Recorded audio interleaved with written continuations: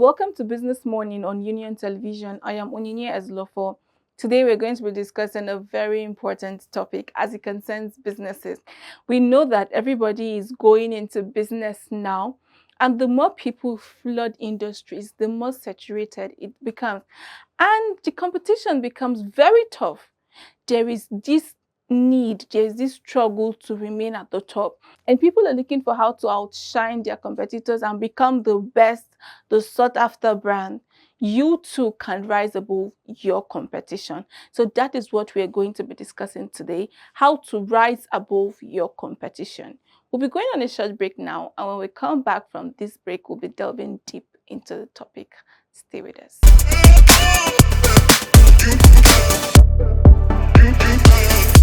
Welcome back to Business Morning on Union Television. We're still talking about how to rise above your competition. Now, many people are into business, and you know that when we have more people in a particular industry making the same kind of products are everywhere, and then the competition is usually tough. Only the tough can survive. But then it's possible for you to do something different. And the little thing you're going to do differently, if you do it rightly, will take you higher. You will become the person who is going to be raising the bar. Most times, people do this competition in business with price. So you notice that more people or some advanced brands, some established brands would reduce the price of their products. And it's now difficult for the upcoming brands to meet with that. Sometimes they even reduce the price of the product to the cost price. They sell at production price. So it's difficult for young brands that are struggling to grow. Now, for you to remain in business, you need to understand how to rise above your competition. Is it possible? Yes. Has it been done? Yes. I will tell you about one person who has done it in a very unique way. And this person is in a saturated market. I mean, one of the most saturated industries in Nigeria. It's not everybody that is able to survive. So some people sell food today, tomorrow they are selling food stuff, the next day they are selling kitchenwares, and they're already leaving the industry because it's becoming tough for them. But there are people who are in the industry and they are paving the way. So we're going to be looking at one person that made the wave in the industry and how it turned out for this person. Sometime last year, in May, noticed that somebody was all over the internet. A particular person was all over the internet. People were concerned about this person. And at the end, what happened? It raised the bar for her. I'm talking about Hilda Basi. Hilda's Cookathon was something that was different, unique, and done in a grand style. So what are you going to be learning from Hilda's Cookathon? Number one, Hilda is in a saturated market. She's a chef.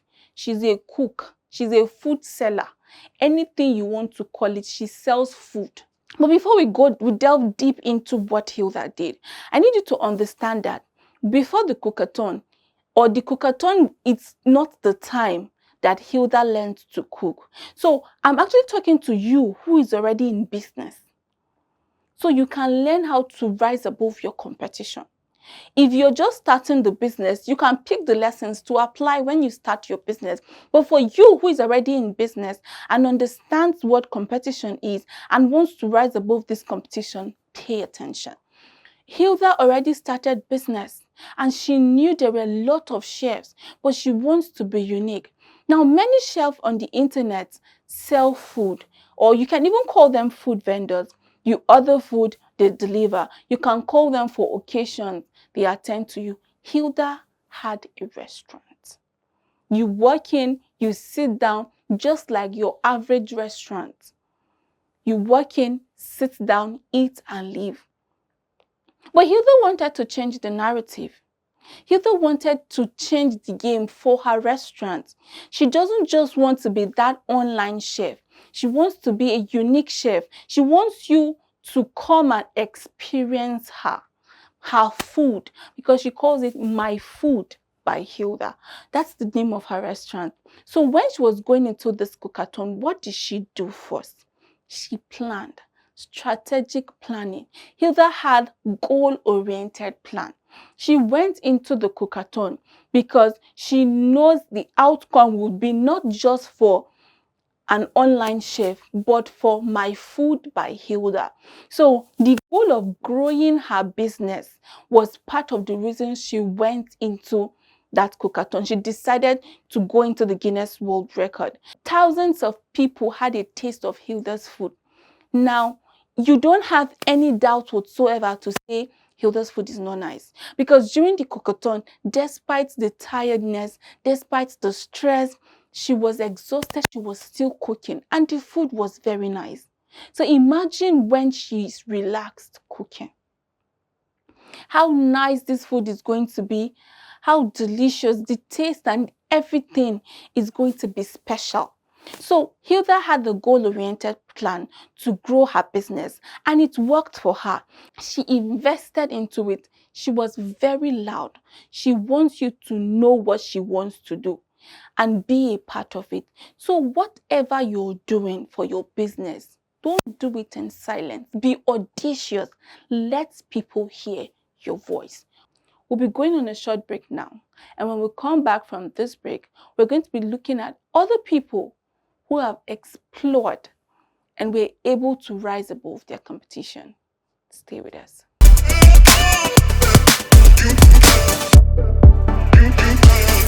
Welcome back to Business Morning on Union Television. We're still discussing how to rise above your competition. And we're going to be looking at one unique person. This person we're reviewing now is not someone from this generation. She's no longer a millennial. Of course, she cannot be Gen Z. So she's from the 80s. That was when she was trending. She was making waves and making the round. She embodies music. But she needs to come into this generation because she felt like my music can serve this generation as well. I mean, in different ways. But if she's going to render it the way she rendered it before, most likely her music will be suitable for funerals because those are the people who understand and will be able to vibe to it. But she did something great to come back. She had an outstanding comeback strategy. You know that thing that businesses do, or some brands will say, we have a big announcement, we're coming back with a bang. This person came back with a bang.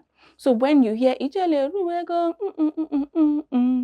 I know you know what I'm talking about. So we're talking about Teresa Honora. From the 80s, she sang Ijele, and it's something that resonated with the people of that generation. They loved the music, they understood the music, they danced to it. But now, I mean, a lot of things have taken over. New trends every day, new challenge every day, new artists every morning.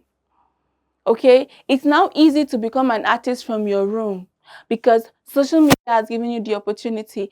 If you're able to have a TikTok challenge for your song, that's it, you've blown. Just upload it on any app and it's streaming. So how is she able to come back? How can she come back? Because she needs to understand the technology of this present time. So what did she do? She brought people that embodied this present day civilization and music. So when she wants to sing Ijele, who is referred to as Ijele in contemporary music? Who is referred to as Ijele in today's music industry? Of course, it's Flavor. So she had Flavor on board. Who else is the rap man? She thought about Fino. So who is going to represent my generation, the origin of this song? And then we had Pete Edochie. Now, these three people are notable people. I mean, Pete Edochie is one of the Nollywood legends people respect. So his appearance gave this music the whole charisma it needed. And she came back. She sang the same old song in a new way. She revamped it. She gave it life and vibe. So young people now play, dance, vibe to this music. And that is the power of partnership. From the two persons we've discussed, Hilda Baci and Teresa Honora, we noticed that they were in saturated markets. I mean, every morning you have a new artist. Every morning there's a new song. And then every day there's a new chef. Every day there's a new restaurant. Every day there's a new cook page. But we're going to be talking about somebody who is not in a dominated market. And it also applies to you who is starting a business and is selling what people do not know so much. So, when you're growing up, the game people, children, or families would usually play is Ludo, Words, Scrabble, Ayo. And then in typical local setting, they have swear, they go to ride tire and all of that. Although today, you find children playing PS, right? But then this person has this game that is premium, but people are not so interested in playing it. You will scarcely see it in people's houses. In fact, when this game is being played, people pay money to play it. So it's more like they are betting on the game to play the game. But he knows that this game is something that the world esteems. So he decided to go in by teaching people how to play this game. And he started teaching unassuming people, children, not just children, children in the slum. Oh, let's play this game and let's see how this game can transform your life. And he taught these children how to play games, and they started playing from the slum till they won a lot of championship. And in April 2024, Tunde broke the Guinness World Record of chess, the longest time playing chess. And he did that not in Nigeria, not in Africa, but at New York Times Square. How does it concern you? No, you're starting a business that nobody knows, or you're in an industry that people do not appreciate so much. Not everybody likes playing chess, but now people do. So just like Tunde, how do you give out your products to people to have a taste of you? Tunde did that. Children in the slum, how much did they pay him? Children in the slum, what do they have to give? But he needed to have a proof. He needed social proof for where he's headed. So what do you do to penetrate the market with your product? Your product is not existing as other products are. Your product is not even so competitive, but you want to introduce this product to the market because you need it to compete with other brands. Now, people play game, people play Ludo, people play what? But chess, Tunde brought chess. So it will now compete with other games too. So you want to introduce your product that can also serve the purpose other products are serving. How do you do it? Give it off. Teach people how to do it. Show the impact. Show what can come out of it. Show how it can transform people. Tunde showed us that chess can transform children. Chess in the slum, children won championship. It was all over social media. They stopped picking trash and then they started winning. They started going international from playing chess. So if people should use your product, they can become XYZ. It can transform their life. Show the transformation. Don't say it. We saw what Tunde did. So you too can show it. So don't be concerned about your community not being around you. Go. Leave the community. They would appreciate you. Tunde left Nigeria, he was appreciated. But then in all of that, despite winning the Guinness World Record, Tunde had a goal-oriented plan. The plan is not to win the Guinness World Record. The plan is to raise funds for chess and the slum. So he converted the whole attention to money. Remember that we've always said crowd can be converted into cash. Notice it in Hilda's case. She had more people come in, walk into Hilda Bass's restaurant to eat. Even after the cookathon was over, people would travel from different parts of Africa, from outside Africa, to come and eat at Hilda Bass's restaurant. She converted crowd to cash. Ijele, Teresa or Nora, the music streamed and people were vibing to it, dancing to it, downloading it. She converted crowd to cash. Tunde had the attention. People appreciated chess. And while the game was on, crowdfunding was also on, so he converted crowd to cash. Your business has the attention. What are you doing with it? You can rise above your competition, not just by lowering price, but by going premium, going higher, raising the bar. We are going to be going into the marketplace at this point. So we get to interact with people in the market and know how they've been able to stay in business despite competition. You need to learn from these people. Come with me. This is Marketplace Synergy, a segment of Business Morning where we interact with market people to learn about their businesses, their challenges, and their success stories.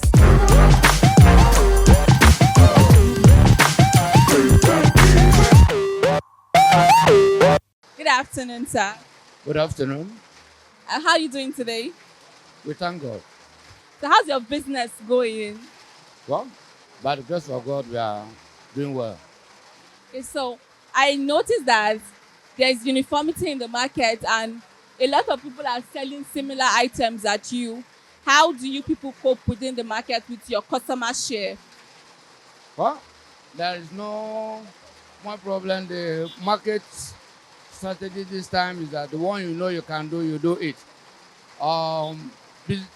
Business now is on a high side. What you normally sell at 15,000 before is almost 30,000 naira now. So by the grace of God, we are surviving it. That's the situation now. Today you may have it at 20,000. Tomorrow you have it at 25,000 naira. So we only depending what comes up in a day. So that's how we are managing it day by day. Amazing.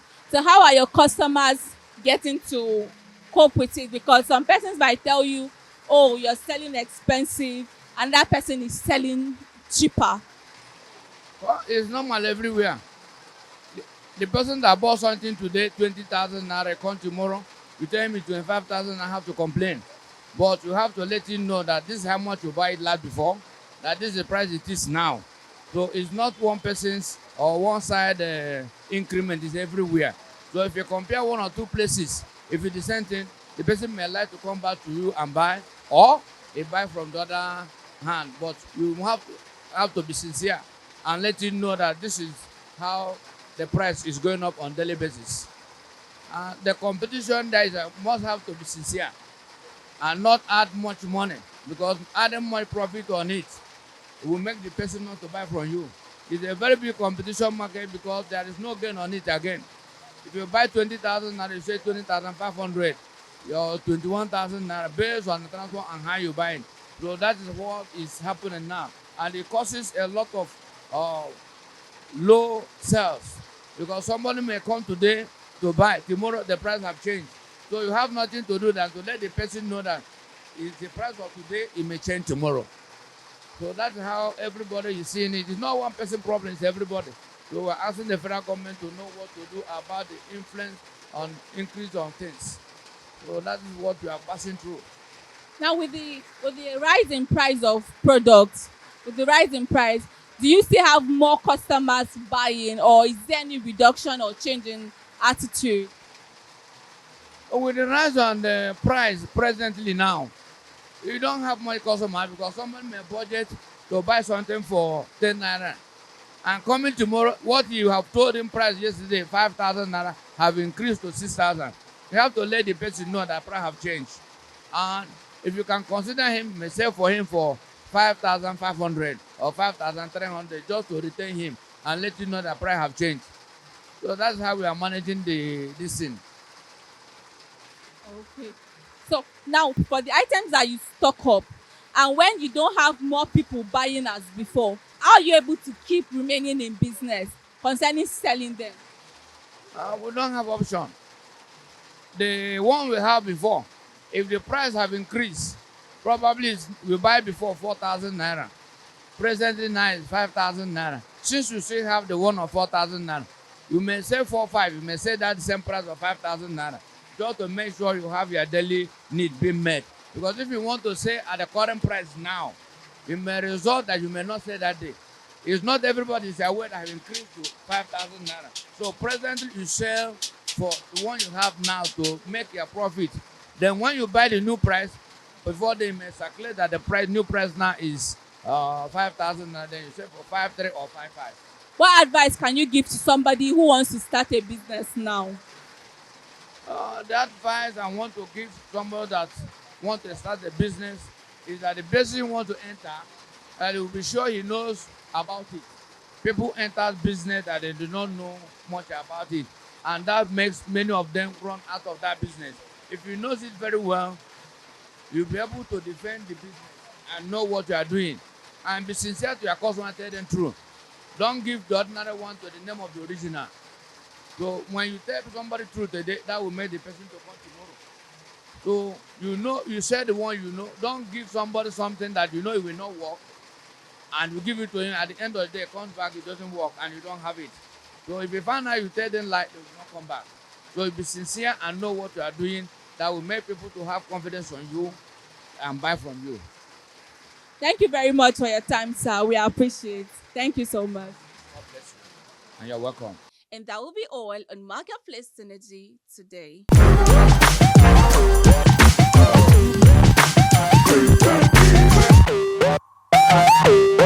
It's really interesting speaking to people in the markets today, and I'm sure you've learned something from them on how they're able to manage their competition. And now that you know this, in addition to everything we've discussed on the program today, I believe your business is going to take a different shape because you're rising above your competition and you're not going to be playing small. Thank you for joining me today on Business Morning. We have more interesting, educative, and insightful content for you. So to get all of them, follow us across all our social media platforms. And yes, subscribe to our YouTube channel. As always, I am Onyinye Eslofo. And until I see you again, keep watching Union Television.